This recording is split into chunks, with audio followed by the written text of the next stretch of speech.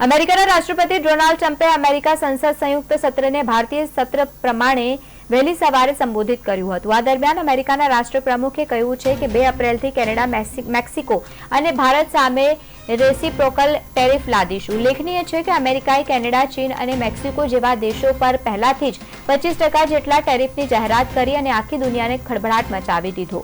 ત્યારે હવે ભારતને પણ મોટો ઝટકો લાગી શકે છે। ભારત વિશે ટ્રમ્પે કહ્યું છે કે અમારા પર વધારે ટેક્સ અને ટેરિફ લગાવે તે યોગ્ય નથી। ભાષણમાં 2 વખત ભારતનો ઉલ્લેખ કરતા તેમણે જાહેરાત કરી દીધી કે આગામી 2 એપ્રિલથી રેસિપ્રોકલ ટેરિફ લાગુ થશે। ભારત સહિત કેનેડા, મેક્સિકો, ચીન પર આ રેસિપ્રોકલ ટેરિફ લાગુ થશે।